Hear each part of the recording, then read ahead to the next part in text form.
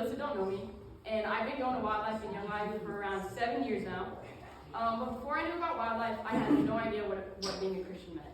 Growing up, I never went to a church besides when my family got the random invite to go to church with our neighbors who are Mormons, and I hated having to go because I had to dress up. So when middle school rolled around and I heard about Wildlife from my brother, I decided that I would start going. I immediately felt welcome and started learning what it meant to be a Christian, but I never really took it to heart. Before I started my relationship with Jesus, I was searching for a meaning without finding a clear purpose. In 8th grade, I fell into a deep state of depression and started struggling with anxiety and suicidal thoughts. My parents put me into therapy, which I absolutely hated, and I was put on medication. I started self-harming and I hid it from my family and friends, not telling anyone about it for a couple months. My therapist basically blamed everything on COVID, which was pretty annoying because I knew it was deeper than that. I had anxiety attacks almost daily, and I was honestly embarrassed to tell people what I was going through. My freshman year was a roller coaster of emotions. I was excited to start going to Young Life, and I fell in love with community engagement. I met my leader Kenzie for the first time and her husband Taylor, and they immediately made me feel welcome. I was struggling freshman year with my depression, anxiety, and suicidal thoughts, but I finally opened up to Kenzie about it at Carolina Point. Carolina Point was the beginning of my relationship with Jesus. I had the time of my life playing football in the rain, volleyball on the lake, throwing frisbees at Taylor, and even the 20-hour bus ride when I was constantly getting hit in the head.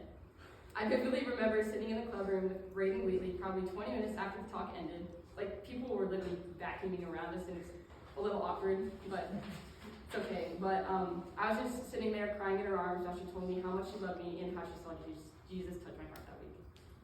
That's Braden. Sorry. I went into my sophomore year hopeful. I started spending more time with Jesus, and I became a club helper at Wildlife. My year was going great until it did a complete 180. My depression and anxiety came back, and I started self-harming again. I begged my mom to let me stay home almost every day because I was just so exhausted mentally and physically. I figured that I would try a new sport to get my mind off things, so I went out for softball for the first time ever, which was a horrible idea. I tore my meniscus in the first game and put in a couple more before I had surgery. But I didn't really like softball that much, so it wasn't that big of a deal. That summer, I went to camp at Crooked Creek. On the third night, we had 15 minutes of silence, and I was overwhelmed with emotions, which brings me to Psalm 34, verses 17 through 18. The righteous cry out, and the Lord hears them. He delivers them from all their troubles. The Lord is close to the brokenhearted and saves those who are crushed in spirit. In those 15 minutes, I was praying for help and guidance with tears rolling down my face, and I really felt like Jesus heard me that night because even when we've wandered away from him, he continues to call us back. I went into junior year excited. I had friends and teachers, and I even started golf. Before my first tournament, I was in history class, and I got an anxiety attack for the first time in forever, which sent me into a spiral. I used my one bathroom class and passed to leave and get over my anxiety, and left like 10 minutes after that for the tournament. I had put so much pressure on myself because I thought I had to be the best player and live up to the expectations that I had. I later tore my meniscus again, outside of golf, but it folded over in the middle of the tournament, which was pretty brutal, and I had to get another surgery, and I missed team state, which I was actually bummed about, even though I told everybody that I hated golf. It's like, still kind of do. Depends on the day.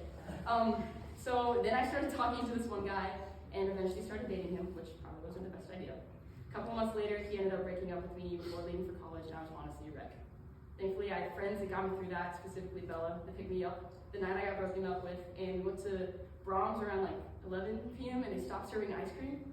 So I got a Dr. Pepper, and I'm pretty sure they gave it to me for free because they saw me crying, and I told them I got broken up with, so I didn't see my That summer, we went to Lone Hollow Ranch for camp, and I fell in love. I hung out with my best friends and got even closer to Maddie, Anna, Rachel, and Taylor since Kenzie wasn't able to come. I led Bible studies out on the porch in the mornings with most of the girls from the cabin, and I truly never felt more joy, which brings me to my favorite verse, Psalm 16:11. You make known to me the path of life, in your presence there is fullness of joy. Lone Hollow made it evident to me how much joy just comes from spending time with him, knowing him, loving him, and having friends that look like him. I'll forever remember the night that our leaders shared their cardboard testimony, and I went up to hug Maddie after, and she told me freshman year you would never believe where you are now. And it has stuck with me forever. I decided that I really wanted to pursue a life with Jesus, which brings me to my senior year. I started going to church at Hope and immediately fell in love. I got baptized in a little kiddie pool in September, which was pretty cool, but I was surrounded by family, friends, and even some teachers, and it was honestly one of the coolest moments of my life. I was in a committed relationship with Jesus, and I gained more friends through fellowship. Week after week, I look forward to Young Life, Wildlife, campaigners with Rachel, campaigners with Kenzie, church, leadership, and the time I spend with the Lord daily. I genuinely feel immense peace and joy when I'm